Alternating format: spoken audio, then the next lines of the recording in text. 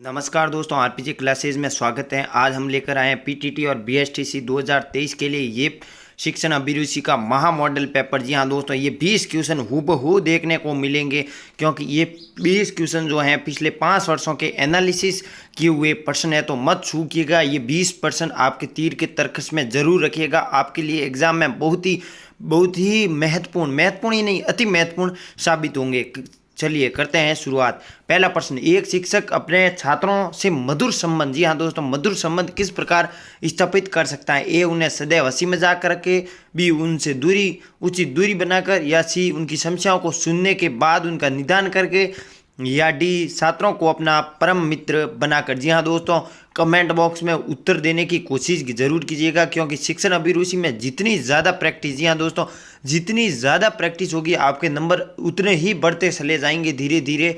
मान लीजिए अब आपके 120 आ रहे हैं, तो जितनी ज़्यादा प्रैक्टिस करोगे नंबर जो है प्लस होते होते 142 तक चले जाएंगे। चलिए, इसका राइट आंसर जो है आप देने की कोशिश कीजिएगा। तो इसका राइट आंसर है सी, उनकी समस्याओं को सुनने के बाद उनका निदान करना। जी हाँ दोस्तों, एक शिक्षक का ये कर्तव्य होता है कि छात्रों की कोई भी समस्या हो तो उसका समस्या को सुने और उचित अनुसार उसका समाधान करें। चलिए, दूसरा क्वेश्चन आपके सामने।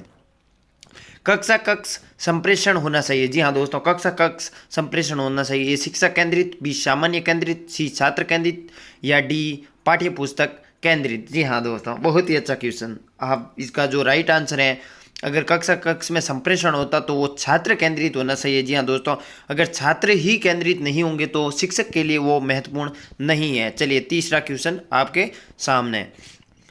शिक्षक द्वारा शिक्षण अभिरुचि से पहले करने से पहले देखिए, दो बातों का हमेशा ध्यान रखिए। पहला तो आपको सकारात्मक रहना है। जी हाँ दोस्तों, सकारात्मक सोचना है, नेगेटिव आपको सोचना ही नहीं है। और उसमें जो दंड या शिकायत ऐसे ऑप्शन आते हैं ना, उसको पहले ही काट लीजिए, क्योंकि वे कभी सही नहीं होते हैं। और दूसरा, खुद को शिक्षक मानिए। जी हाँ दोस्तों, शिक्षक मानकर ही उत्तर दीजिए, तो शिक्षण अभिरुचि में आपके जो नंबर हैं वो धीरे धीरे वृद्धि होगी। जी हाँ दोस्तों, तीसरा क्वेश्चन, शिक्षक द्वारा छात्रों को दी जाने वाली शिक्षा निम्न में से संबंधित होनी चाहिए।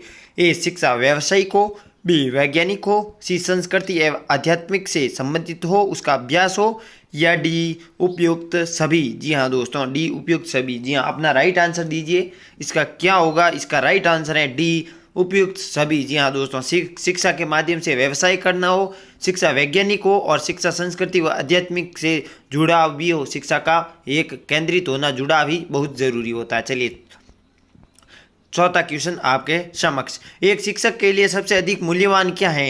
ए, उसकी नौकरी, उसकी सर्विस, या बी, उसकी सामाजिक प्रतिष्ठा, सी, छात्रों से पूर्ण विश्वास, या डी, उसकी शिक्षण के प्रति दायित्व। जी हाँ दोस्तों, बहुत ही अच्छा क्वेश्चन मुझे यहाँ से लग रहा है ये एग्जाम में आने लायक प्रश्न है। तो इसका राइट आंसर है छात्रों का पूर्ण विश्वास। जी हाँ, अगर छात्रों का ही पूर्ण विश्वास एक शिक्षक पर होगा तो वही शिक्षक माना जाएगा। अगर छात्र का विश्वास शिक्षक के ऊपर नहीं है तो वो शिक्षक अपने कार्य से, जी हाँ दोस्तों, वो अपने कार्य से विमुख हो रहा है। चलिए, पांचवा क्वेश्चन, अच्छा शिक्षक वह है। जी हाँ दोस्तों, आप अच्छा क्वेश्चन। अच्छा शिक्षक वह है जो ए, मेधावी व परिश्रम करने वाला हो, बी, अपने विद्यार्थियों से सच्ची लगन रखता हो, सी, सादा जीवन व्यतीत करता हो, या डी, अपने विषय में विद्वान हो। जी हाँ दोस्तों, चलिए इसका राइट आंसर जो है दीजिए। इसका राइट आंसर जो है बी, अपने विद्यार्थियों से सच्ची लगन। जी हाँ दोस्तों, विद्यार्थियों से ही सच्ची लगन जो रखता है वही एक अच्छा शिक्षक, एक आदर्श शिक्षक माना जाता है। चलिए, छठा क्वेश्चन आपके सामने। पाठ्यक्रम या सिलेबस निर्माण में किस पहलू को मुख्य रूप से ध्यान रखना चाहिए? जी हाँ दोस्तों, अगर पाठ्यक्रम तैयार हो रहा है, मान लीजिए आप 8th क्लास में हो, तो 8th क्लास का पाठ्यक्रम तैयार हो रहा है तो उसमें किस बातों का ध्यान रखना चाहिए? ए, शिक्षा के सभी उद्देश्यों को, बी, छात्रों की आवश्यकता, रुचियों एवं योग्यताओं के आधार पर, या सी, शिक्षण अनुसंधानों एक्सपेरिमेंट के आधार पर, या डी, ए और बी। जी हाँ दोस्तों, इसका राइट आंसर क्या होगा? इसका राइट आंसर जो है वो दोस्तों डी होगा, ए और बी दोनों। चलिए, सातवां क्वेश्चन आपके सामने। आप किस छात्र को श्रेष्ठ मानते हैं? जी हाँ दोस्तों, किस छात्र को श्रेष्ठ मानते हैं? ए, जो शिक्षकों को सम्मान दे, उनकी आज्ञा माने, बी, जो सुशील और शर्मिला हो या अनुशासन में रहे, या सी जो शिक्षा ग्रहण करने में और अध्ययन में रुचि रखता हो, या डी जो नियमित पाठशाला आता हो और कक्षा का मॉनिटर भी हो। जी हाँ दोस्तों, इसका राइट आंसर देने की कोशिश कीजिएगा। जितनी ज़्यादा प्रैक्टिस होगी उतने बढ़िया नंबर आपके होते चले जाएंगे। बिल्कुल जी हाँ दोस्तों, तो इसका राइट आंसर है सी जो शिक्षा ग्रहण करने में और अध्ययन में रुचि रखता हो, कि मुझे शिक्षक पाठ पढ़ा रहा है तो उसको मुझे अच्छी तरह से पढ़ना है और घर जाके जो है उसका अध्ययन रुचि के साथ अध्ययन करना बहुत ही ज़रूरी है। वही एक वही एक छात्र जो होता है वो शिक्षक के लिए श्रेष्ठ छात्र होता है। चलिए 8वां क्वेश्चन आपके सामने है। शिक्षक अभिभावक संघ की बैठक कब होनी चाहिए? जी हाँ, पेरेंट टीचर मीटिंग उसको कहते हैं ना वो। ए परीक्षा फल घोषित हो जाने के बाद, परीक्षा दे दी, पूरा रिजल्ट आ गया तब, वार्षिक उत्सव के आदि पर अवसर पर, या समय समय पर, या डी छात्रों की नई भर्ती होने के बाद। जी हाँ दोस्तों, इसका राइट आंसर दीजिए अपना। इसका राइट आंसर है समय समय पर। जी हाँ दोस्तों, अगर शिक्षक और अभिभावक की समय समय पर मीटिंग होगी तो किसी भी छात्र की जो उसकी वर्दी और उसकी प्रगति जो भी होगा वो आप अभिभावक को बता सकते हैं। जी हाँ दोस्तों, 9वां क्वेश्चन आपके सामने। शिक्षक को समय पर पाठशाला आ जाना सही है, इसका सबसे बड़ा लाभ क्या है? मतलब शिक्षक अगर विद्यालय समय पर आ जाए तो इसका लाभ क्या देखने को मिलेंगे? ए छात्र भी समय पर पाठशाला आएंगे, बी छात्र स्वयं समय की पाबंदी को सीख ग्रहण करेंगे, सी छात्र समय पर आने वाले शिक्षकों का सम्मान करते हैं, या डी ये सभी। जी हाँ दोस्तों, इसका राइट आंसर दीजिए।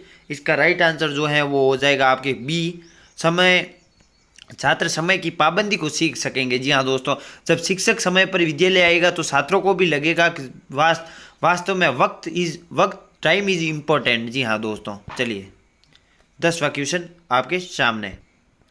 इसका किस किस्म के प्रश्न को आप सबसे अधिक प्रबुद्धक मानते हैं या उचित मानते हैं? जो बच्चों का ध्यान आकर्षण करे, जो अगली परीक्षा में आने वाला हो, जो सीधा सटीक हो, या जो समय प्रबंधन और हल ढूंढने को प्रेरित करता है? तो इसका राइट आंसर है जो अगली परीक्षा में आने वाला है वही छात्रों को बताना चाहिए कि ये इम्पोर्टेंट है। चलिए 11वां क्वेश्चन आपके सामने।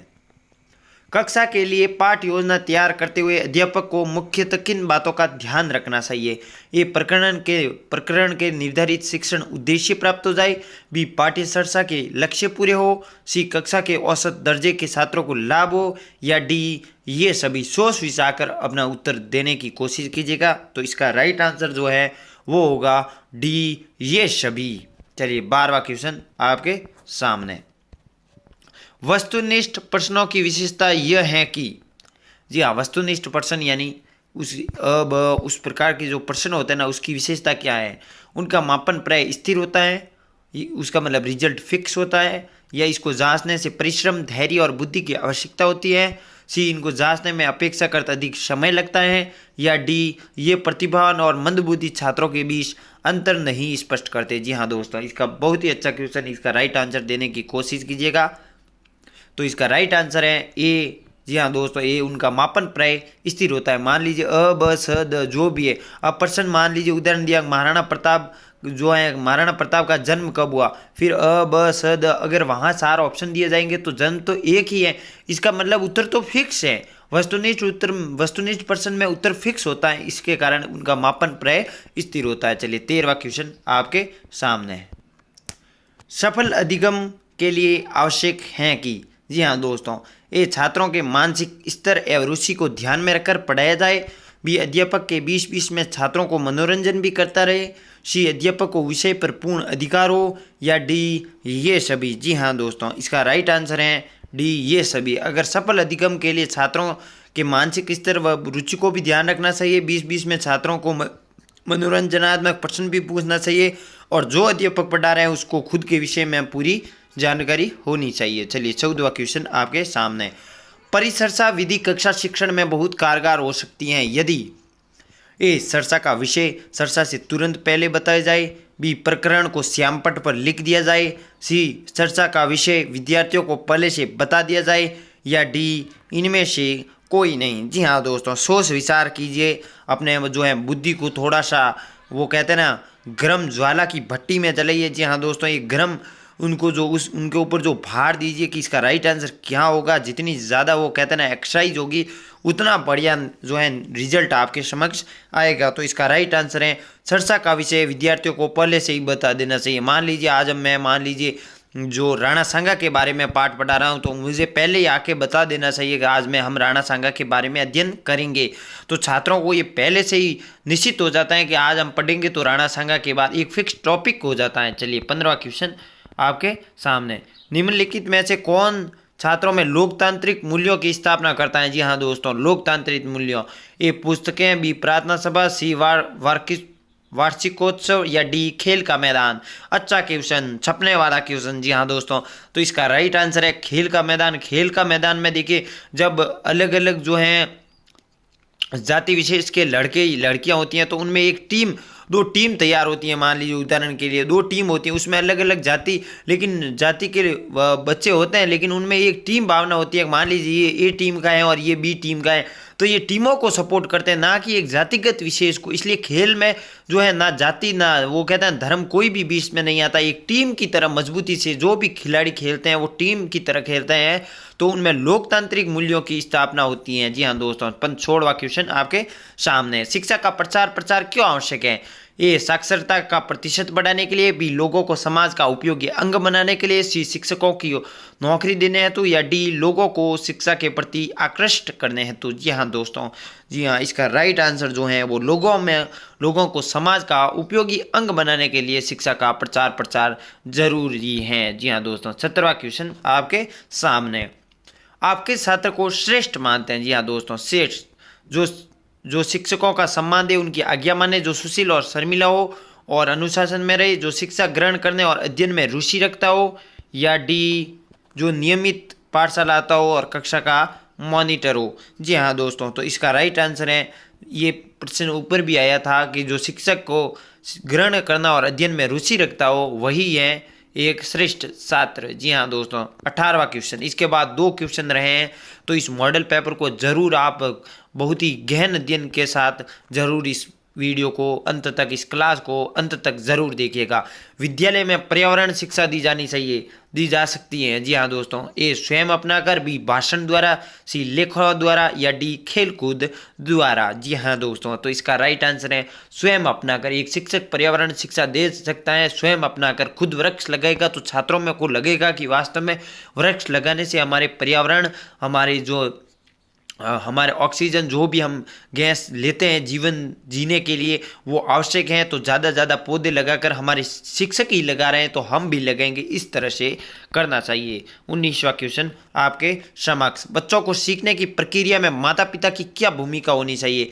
ए नकारात्मक, बी अग्रोन्मुखी, सी सहानुभूति, या माफ कीजिए डी तटस्थ। जी हाँ दोस्तों, डी तटस्थ।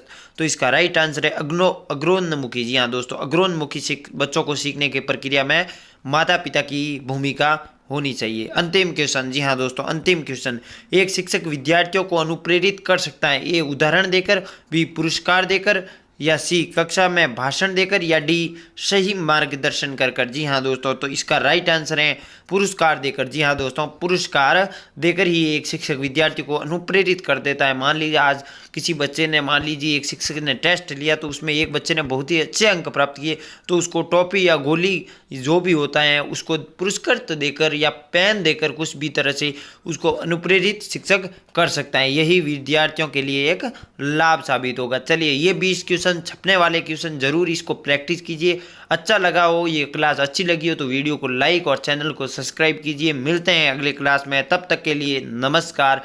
जय हिंद, जय भारत दोस्तों।